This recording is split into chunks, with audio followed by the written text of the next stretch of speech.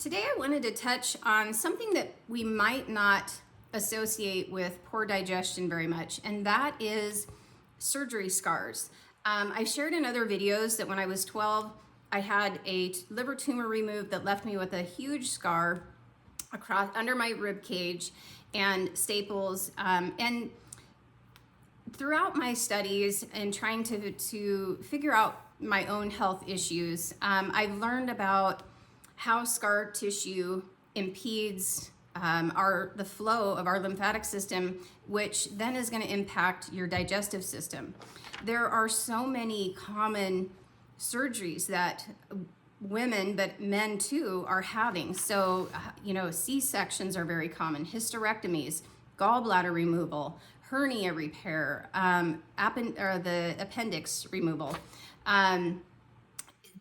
There's so many different surgeries that are very, very common, and they can leave us with scar tissue that impedes flow. So I want to just kind of highlight some of the challenges of that and then share some of the things that I do to navigate and work around that scar tissue. So some of the issues, the adhesions can restrict our intestinal movement.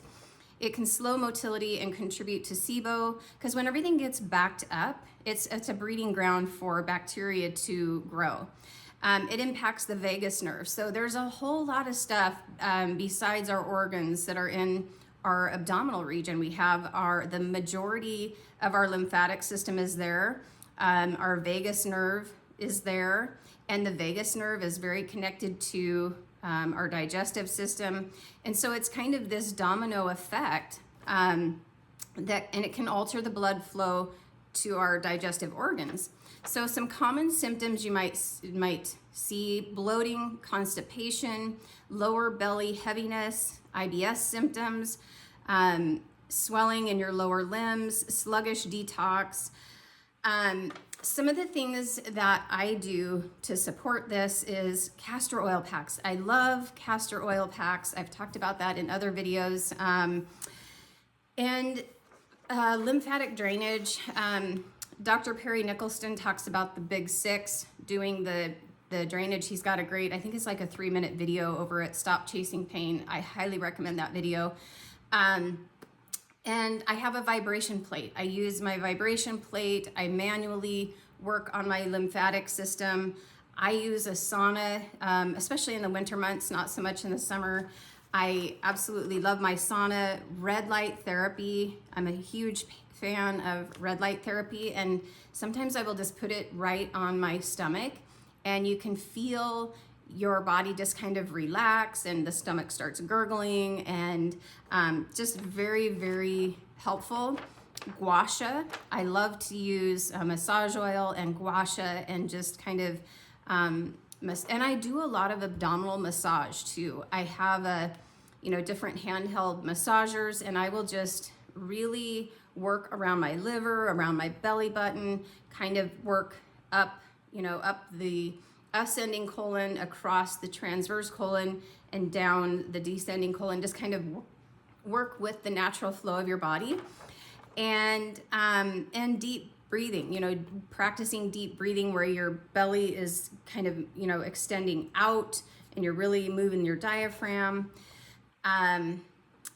Gentle movements like the cat-cow, a lot of different yoga type things. I am a huge fan of the 5 Tibetan rites. I think that is a great, easy movement that kind of also has some natural strengthening just with your own body weight. Walking is one of the absolute best things you can do for your lymphatic system. So those are just there's some other therapies you can do, like scar release therapy. I had that done once many years ago, but if you have scar tissue in your abdominal region, the lymphatics all go through there. And so it is just important to give that area a lot of extra love and attention, especially if you're somebody who kind of struggles with digestion. But it really does kind of just back up the whole system, and your liver is going to need extra support, and that whole system is going to need extra support. So these were just a few thoughts I wanted to share with you. I hope you found it helpful. And if you found this video helpful, please subscribe, like, and drop a comment below. Thanks for watching. I'll see you in the next video.